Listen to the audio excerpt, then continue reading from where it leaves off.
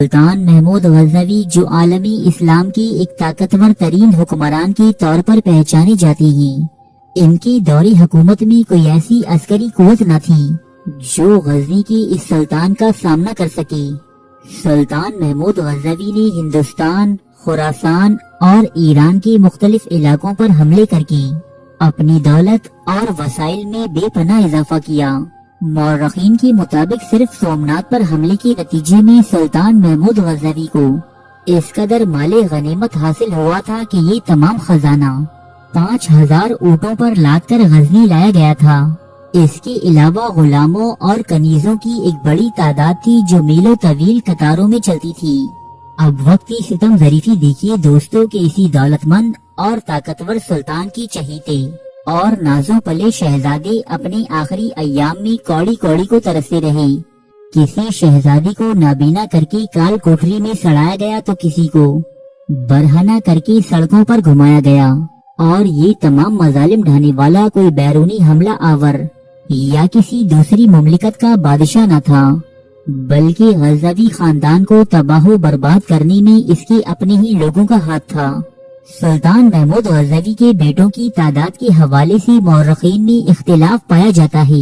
کوئی ان کی تعداد 3 بیان کرتا ہے تو کوئی 5۔ سلطان محمود غزنوی نے اپنے بیٹے محمد غزنوی کو اپنی سلطنت کا ولی عہد نامزد کیا تھا، جس کی وجہ اس کی تابعداری اور فرما برداری تھی۔ محمد کا ایک جڑواں بھائی مسعود بھی تھا جو انتہائی بہادر اور دلیر تھا۔ اس کی طاقت کا یہ عالم تھا کہ یہ اپنے تیر سے لوہے میں سوراخ کر دیتا۔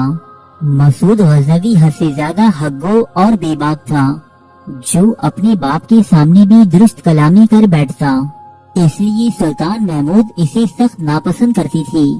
سلطان کے برعکس اس کی فوج اور امراء مسعود کو غزنی کا اگلا حکمران دیکھنا چاہتی تھی۔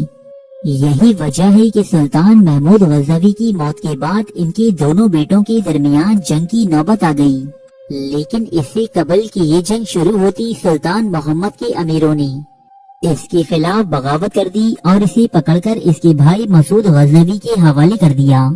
مسعود نے اپنے بھائی محمد کی آنکھیں پھوڑ کر اسے خلج نامی قلعے میں قید کر دیا۔ غزنی کی تخت پر قابض ہونے کے بعد مسعود غزنوی نے سلطنت میں اضافے اور اپنے زیر نگی علاقوں میں قانون و انصاف کی بحالی کے لیے فوجی مہمات کا سلسلہ شروع کیا۔ ان مہمات کے نتیجے میں مسعود غزنوی ترکمانیوں سے الجھ بیٹھا۔ ان ترکمانیوں نے غزنوی افواج کو بے پناہ نقصان پہنچایا، یہاں تک کہ ایک فوجی مورچے کے دوران سلطان مسعود غزنوی کی فوج کی تمام اعلیٰ عہدیدار ترکمانیوں سے جا ملے اور سلطان کو تنی تنہا میدانی جنگ سے فرار ہونا پڑا۔ غزنی پہنچ کر سلطان مسعود غزنوی نے نئے سپاہیوں کی بھرتی کے لیے ہندوستان جانے کا فیصلہ کیا تاکہ ان کی مدد سے ترکمانیوں اور اپنے غدار فوجی سرداروں کو نشانی عبرت بنایا جا سکے۔ اس مقصد کے لیے مسعود غزنوی نے اپنے باپ سلطان محمود غزنوی کی تمام جمع شدہ دولت کو 3000 اونٹوں پر لاد کر ہندوستان کا سفر شروع کیا۔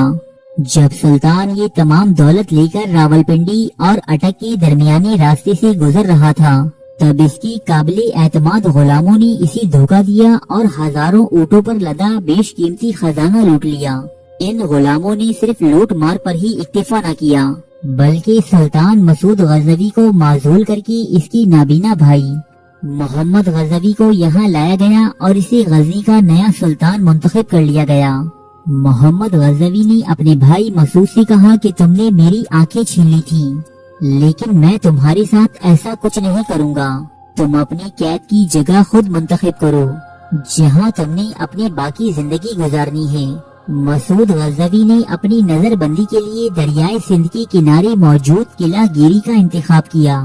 سلطان مسعود غزنوی جو ایک دن پہلے تک 3000 اونٹوں پر لدے قیمتی خزانے کا مالک تھا، آج اس کے پاس زیادہ راہ کے لیے ایک پھوٹی کوڑی تک نہ تھی۔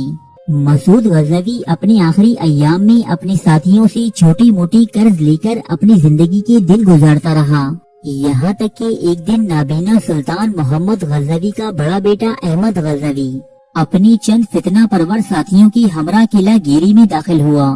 اس نے اپنے چچا کو برہنہ کر کے سڑکوں پر گھسیٹا، اسے زد و کوب کیا اور آخر میں اسے ایک کنویں میں پھینک کر ये कुआं मट्टी से पुर कर दिया।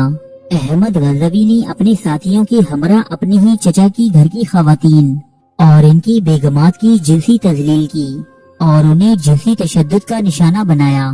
जब सुल्तान मसूद गजनवी के बड़े बेटे अमीर मौदूद गजनवी को अपने बाप की इस बहीमाना कत्ल और पुरतशद्दुद वाकयात की इत्तला पहुंची तो इसने अपने बाप के कातिलों से इंतकाम लेने की कसम खाई और गजनी से एक बड़ा लश्कर लेकर मोहम्मद गजनवी पर हमले के लिए रवाना हुआ।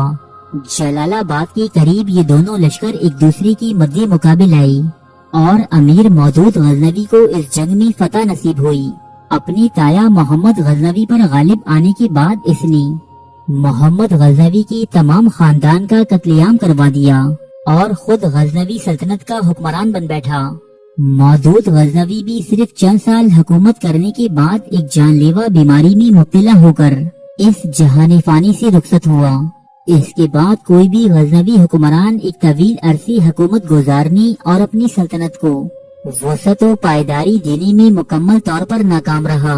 यहाँ तक कि गजनवी सल्तनत के 18वें और आखिरी हुक्मरान खुसरो मलिक गजनवी ने बिना कोई जंग लड़े ही अपनी बची कुची सल्तनत शहाबुद्दीन गौरी के हवाले कर दी। यूं दुनिया की इस ताकतवर तरीन रियासत का इख्तिताम इंतहाई अफसोसनाक और इबरत अंगेज हुआ। दोस्तों, गजनवी सल्तनत की तबाही में किसी बैरूनी हमला आवर का हाथ न था, बल्कि ये लोग आपस में ही लड़ मर कर और एक दूसरे पर सबकत हासिल करने के जुनून में मुब्तला होकर जवाल पजीर हुए।